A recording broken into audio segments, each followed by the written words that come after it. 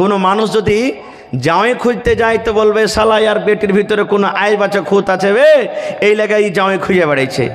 কিন্তু আসলে জামাই খুঁজতে হয়, কিন্তু উল্টা করে আমরা বহু খুঁজে বেড়াচ্ছি। জামাই খুঁজতে হবে আসলে। এখনো দেখবেন গায়ের মুসলিম ভাইয়ের ঘের মধ্যে ওরা জামাই খুঁজবে, আছে না নাই? দেখবেন, হ্যাঁ, ওরা জামাই খুঁজবে আর আমরা বহু খুঁজে বেড়াচ্ছি। আল্লাহ নবীর জামানাতে সুবহানাল্লাহ হযরত ওমর রাদিয়াল্লাহু তাআলা আনহুর একটা বেটি সাফিয়া মনে হয় নাম, তার স্বামী মারা গেল, মানে জামাইটা মারা গেল। ইদ্যত শেষ করার পর উমর বলছেন যে আমি উসমানের কাছে গেলাম, উসমান আমার বেটিটাকে বিয়ে করলাও, দরকার থাকলে বিয়ে করলাও। বলছেন না আমার কোনো দরকার নেই, বিয়ে করবো না। খো ঝেড়া জবাব দিয়ে দিলেন, মন খারাপ। আবার বলছেন উমর রাদিয়াল্লাহু তাআলা আনহু যে আমি আলীর কাছে গেলাম, আলী পারো ভাই তো আমার বেটিটার সাথে তুমি বিয়ে করে লাও। আলীও বলছেন যে আমার দরকার নাই। কার কাছে যাব? তখন চলে গেলেন আবু বকর রাদিয়াল্লাহু তাআলা আনহুর কাছে। যা বলছেন যে আবু বকর একটা কথা বলবো। বলছে কি? বলছে আমার বেটি সাফিয়া যা আছে ওর সাথে তোমার বিয়ে লাগাবো, তুমি রাজি থাকলে বিয়েটা করে লাও। হ্যাঁ না কিছুই বললেন না, যে হ্যাঁ ইহা করবো কি করবো না। এবার হযরত উমর ফারুক বাড়ি চলে গেলেন, যা বলছেন উসমান আর আলীর পরে যতটি হার রাগ এসেছে ওর থেকে বেশি রাগ আবু বকরের পরে হয়েছে। এরা তো কমসে কম একটা জবাব দিয়েছে যে না করবো না, আর ও কিছুই বলেনি, হ্যাঁ না করে থেকে কিছুই বললেন না, চুপচাপ থেকে গেছে। আরে করবি তো কর, না করবি না কর, কোন একটা উত্তর তো দে। এই লাগে হযরত আবু বকরের পরে খুব আমার রাগ উঠেছে। কয়েকদিন যখন গুজরে গেছে, কয়েকদিন কেটে যাওয়ার পর এবার দয়ার নবী সাফিয়াকে বিহার পায়গাম দিয়ে দিয়েছেন, বিয়ে হয়ে গেল। এবার উমর ফারুক রাস্তা দিয়ে হাঁটে চলে আসছেন। আবু বকর উমরকে দাঁড় করে বলছেন, উমর ভাই একটু দাঁড়াও, যেদিন তোমার মেয়ের পায়গাম নিয়ে আমার কাছে তুমি এসেছিলে সেদিন তো তোমার মন খান কোনো খারাপ হয়ে হবে, মন তোমার খারাপ হয়েছে, আমি যে তোমাকে কিছুই বলিনি, হ্যাঁ না? হযরত উমর বলছেন হ্যাঁ খারাপ তো হয়েছে, খুবই আমার মন খারাপ হয়েছে। এইবারে উমর হযরত আবু বকর বলছেন উমরে এই জন্য আমি তোমার পায়গাম আমি স্বীকার করিনি। আমি কয়েকদিন আগে নবীর মুখ থেকে আভাস আমাকে এসেছে, আমি কথা শুনেছিলাম আমার নবী তোমার মেয়েকে পায়গাম দিবে, তোমার মেয়েকে বিবাহ করবে বলে আমার কানে এরকম খবর এসেছে বলে আমি তোমাকে কোনো উত্তর দিইনি। যে জায়গাতে আমার নবী পায়গাম দেবেন, যাকে আমার নবী বিবাহ করবেন, আমি আবু বকর আমি তাকে পায়গাম দিতে যাব না, এই জন্য আমি তোমাকে হানা কিছু বলিনি। তাহলে এখান থেকে আমরা বলতে পারলাম কি যে জামাই খুঁজতে হবে। কোনো বেটি ছেলে যদি এসে বলে যে হ্যাঁ কোনো ছেলেকে পছন্দ হয়েছে আমি তোমাকে বিবাহ করব, ওই মাকে বাপকে দিনদারি যদি ছেলেটার মধ্যে থাকে তাহলে কিন্তু তাকে দেখে বিয়ে দিতে হবে। কোনো মা খেলাও কোনো বোন এসে ইচ্ছাকৃত বলতে পারে যে যুবক ভাই নওজওয়ান তুমি আমাকে পছন্দ আছে, যদি রাজি থাকো তো আমাকে বিয়ে করো, বাড়ি থেকে পারলে যেতে হবে না, তো বিয়ে আরাম হয়ে যাবে। ইচ্ছাকৃত, যেমন আর একটা হাদিস সহি হাদিস, আজকে যেমন আপনারা বসে আছেন, দয়ার নবী একদিন বসে আছেন, সাহাবায়ে কেরাম বসে আছেন, একজন মহিলা আল্লাহ রসুলের দরবারে হাজির হয়ে গেলেন মজলিসে। আল্লাহ রসুল গো এ নবীজি আমার জান খান আপনাকে সঁপে দিলাম, আপনাকে হাজির করে দিলাম, আপনাকে টাকা লাগবে না, মোহর লাগবে না, পয়সা লাগবে না, নবী গো বিনা টাকাতে বিনা মোহরে আপনি আমাকে বিবাহ করলেন। একজন মহিলা ডাইরেক্ট নবীকে বলছেন নবীজি আমার জান আপনাকে সঁপে দিলাম, আপনি বিয়ে করলেন। এবার নবীজি দেখলেন তাকে, মাথার চাঁদি থেকে নিয়ে পার তেলে পর্যন্ত দেখলেন, দেখতে কেমন। এখানে আরো একটা কথা বলে দি, যে বিবাহ করবে সে শুধু দেখবে, ওয়াপার লোক দেখতে পাবে না। কিন্তু এখানে আমাদের সমাজে উল্টা কাজ করছি আমরা, যে বিয়ে করবে সে বাড়তে থাকবে আর যারা করবে না ওরাই আমরা দেখতে যাব। এরকম হয় কি হয় না? এখানে শরীয়তের উল্টা কাজ করছি। নবীজি দেখলেন যে দেখতে কেমন, দেখা পর এই দেখেন মাথা নিচে করে নিলেন, হ্যাঁ না কোনো কথা দিলেন না নবীজি, তুমি পছন্দ আছো কি না, বিয়ে করবো কি করবো না, কোনো উত্তর দিলেন না। এবার মহিলাটা মনে মনে বলছেন আল্লাহ নবীকে আমার জান খান সঁপে দিলাম যে হুজুর আপনি আমাকে বিবাহ করলেন, নবীজি আমাকে কোনো উত্তর দিলেন না। এবার ফাজাল আসাদ এক সাইডে মেয়েটা বসে গেলেন, নবীজি হ্যাঁ না যতক্ষণ আমাকে বলবেন এখান থেকে আমি যাব না। কিছু সময় যখন কেটে গেল, ফাকামা রাজুলুম মিন আসহাবিহি, সাহাবীদের মধ্যে একজন সাহাবী দাঁড়িয়ে গেলেন, ইয়া রাসূলুল্লাহ নবী গো, সে মেয়ে ছেলেটা আপনাকে নিজের জান খান সঁপে দিয়েছে বা করে দিয়েছে, আপনি তাকে বিবাহ করেন। আল্লাহ রসুল গো, যদি আপনার দরকার না থাকে, আপনার বিবাহের প্রয়োজন না থাকে, ফাজাবিজনি হা, তার সাথে আপনি আমার বিবাহ লাগিয়ে দেন, আমার দরকার রয়েছে, আমি তাকে বিবাহ করব।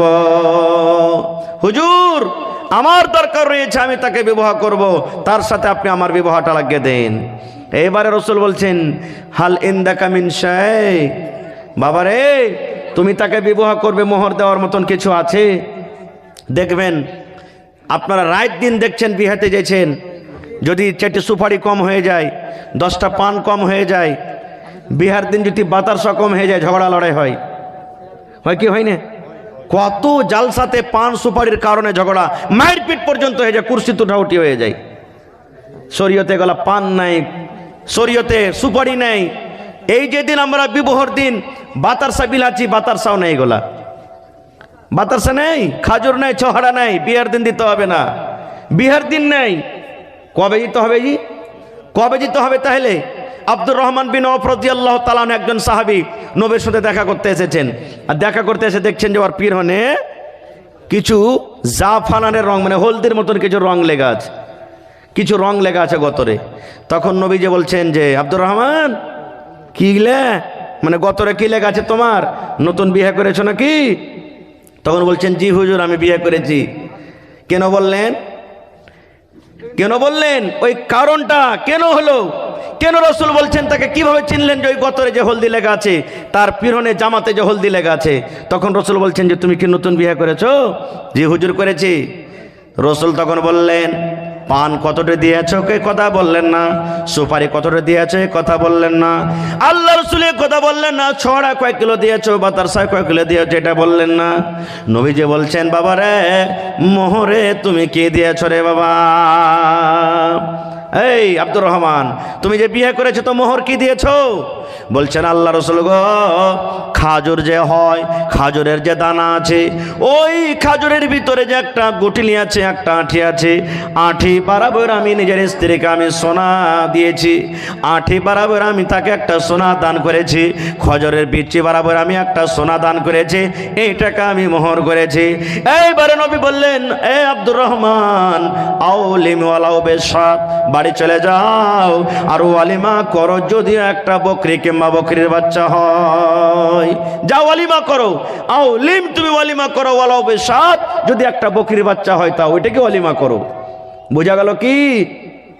যেদিন বিয়ে করে বাড়িতে নিয়ে আসবেন, বিবির কাছে রাত কাটালেন, রাত কাটার পর সকালবেলাতে যা জবাই করার মন আছে, উট জবাই করেন, গরু জবাই করেন, ছাগল জবাই করেন, ডিম জবাই করেন, মুরগি জবাই করেন, যা জবাই করার আছে গোটাকার মানুষকে আপনি, যদি আরো আল্লাহ শক্তি দেয় তো নায়াটলার মানুষকে জাপত দিয়ে দিবেন।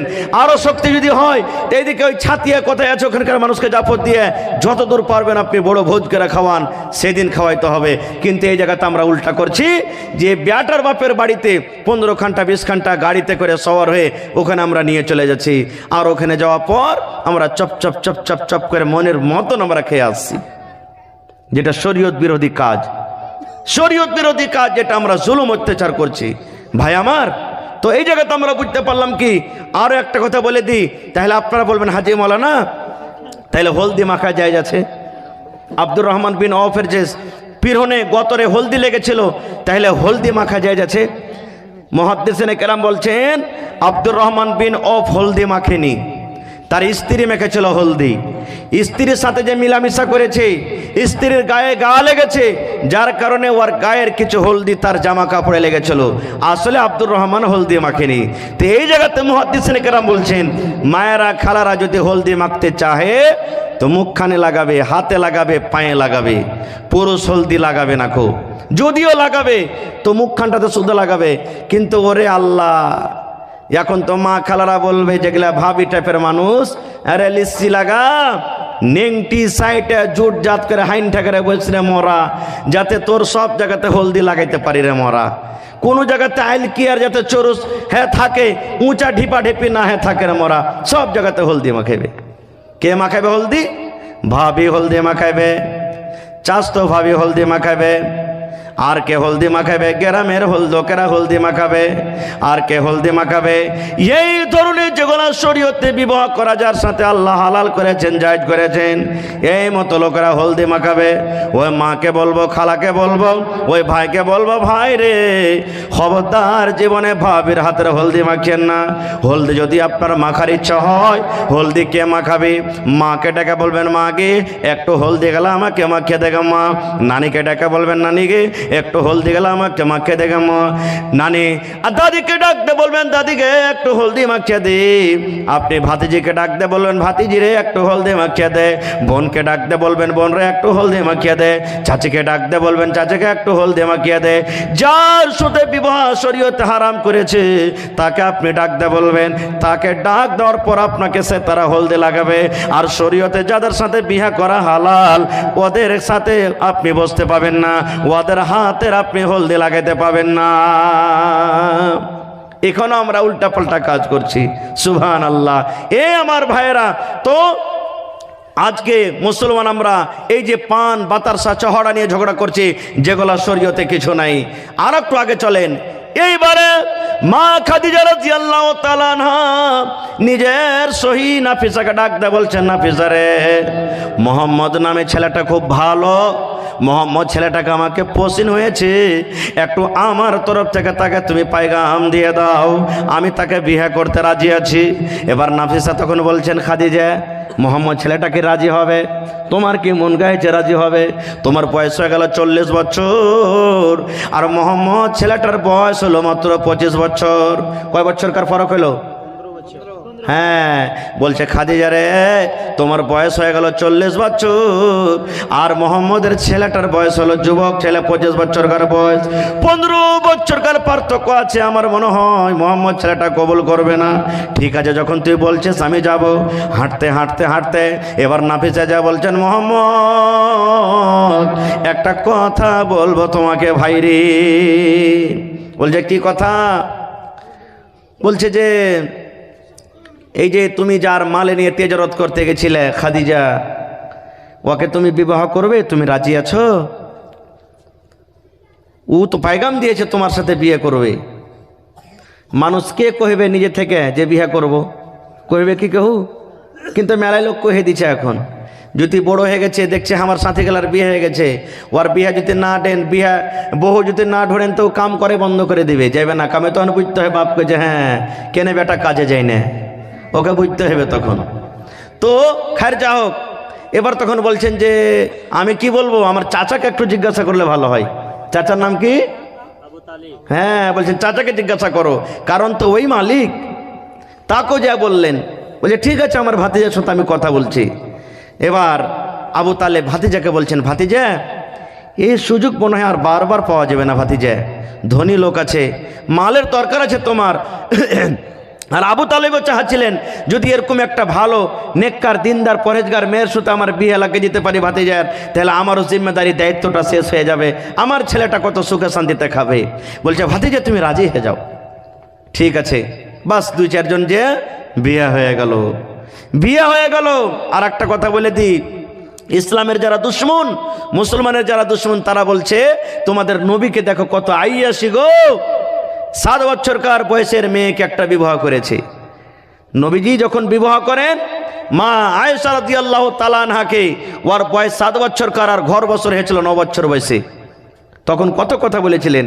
কিন্তু ওই ইসলামের দুশ্মন ওই ভাইয়েরাকে বলবো, যারা ইসলাম বুঝে না, দিন বুঝে না, যে দেখেন নবীজি তো প্রথম বিয়ে করছেন, প্রথম মানুষ কে চাহে যে আমি একটা কুঁয়ারি মেয়ে ছেলেকে বিয়ে না করে, আইভি মেয়ে ছেলেকে বিয়ে না করে, যে একটা বুড়ি ধরনের মেয়ে, 40 বছর মোটামুটি বুড়ি হয়ে যায় মেয়ে লোক, এই ধরনের মেয়ে ছেলেকে বিয়ে করব।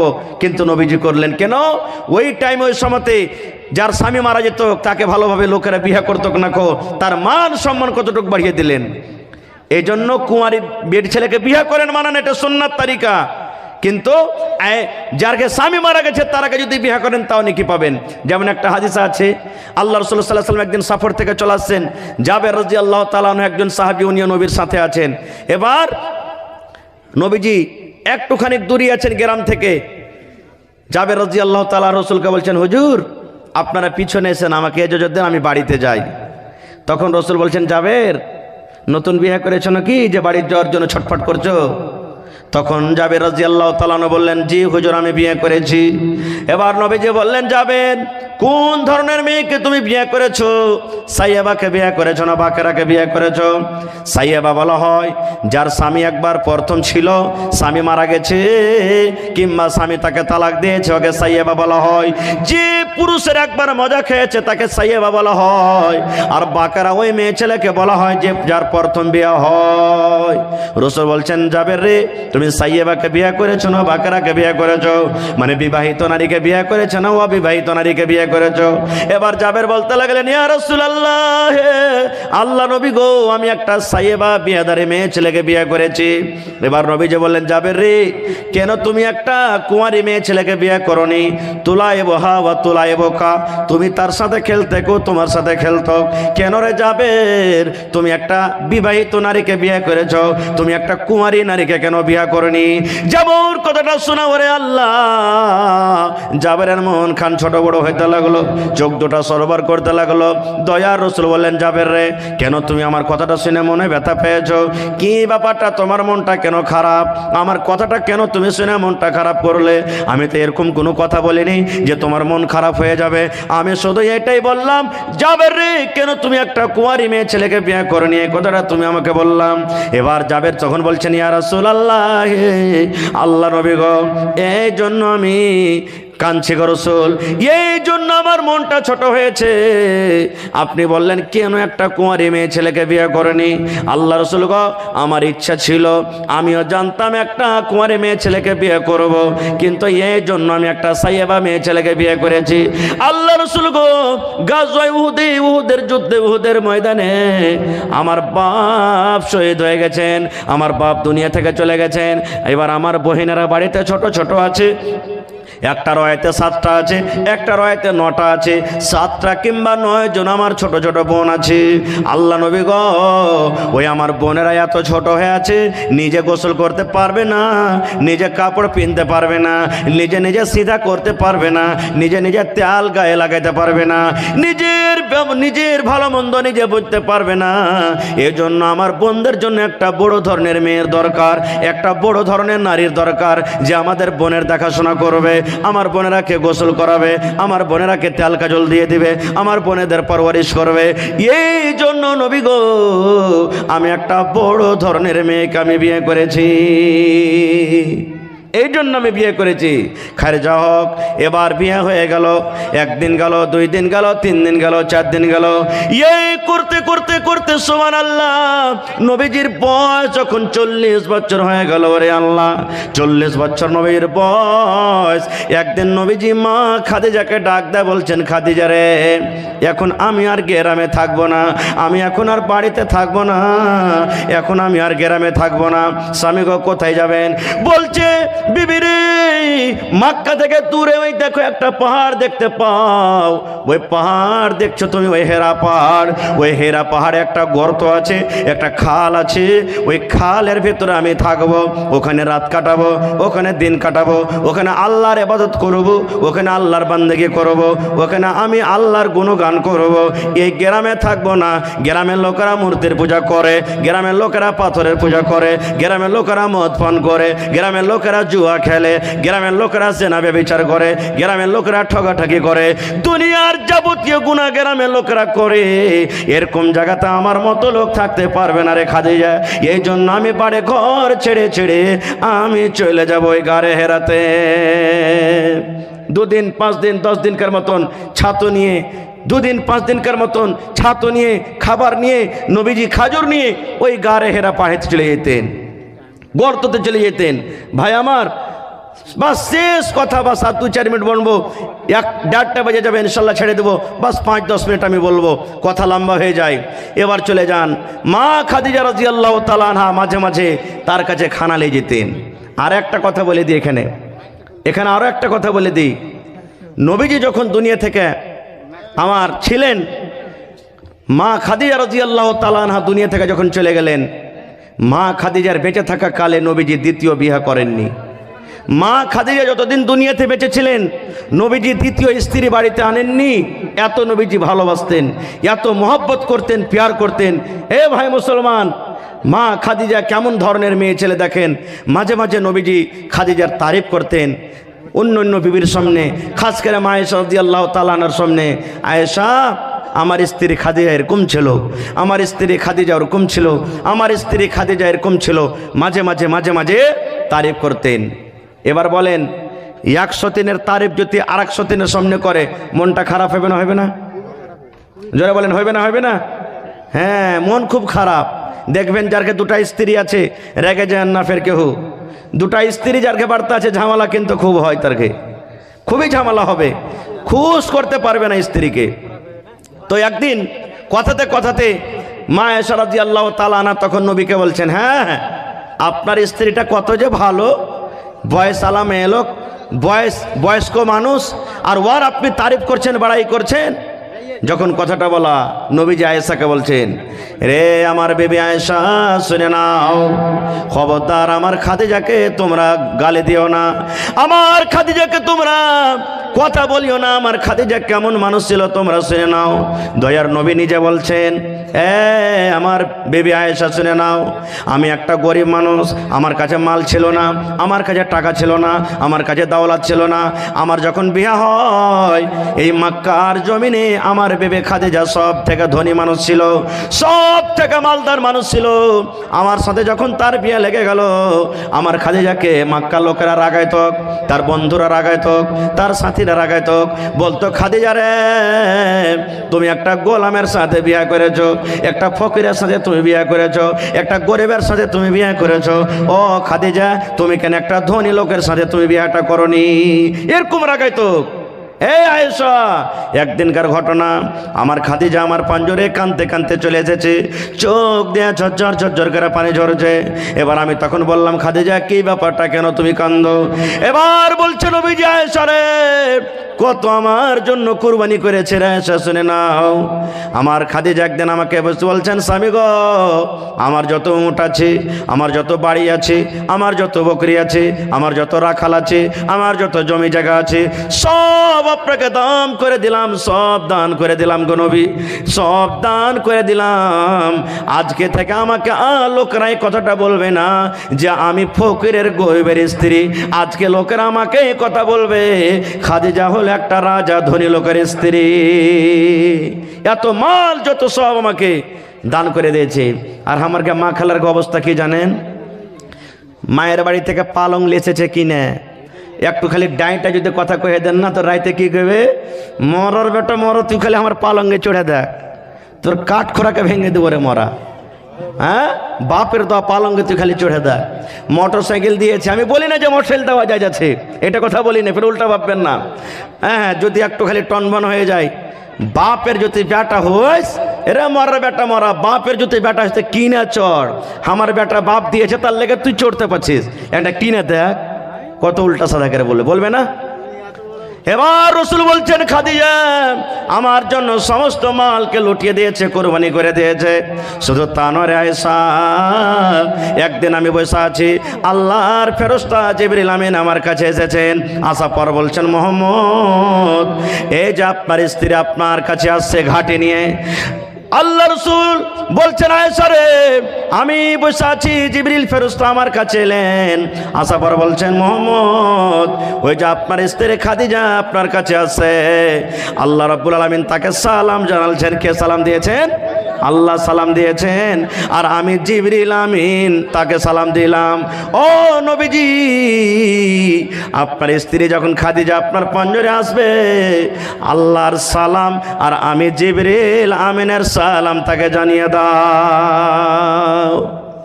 সুবহানাল্লাহ। একটা মায়ালোক হয়ে আল্লাহর সালাম পেয়েছে।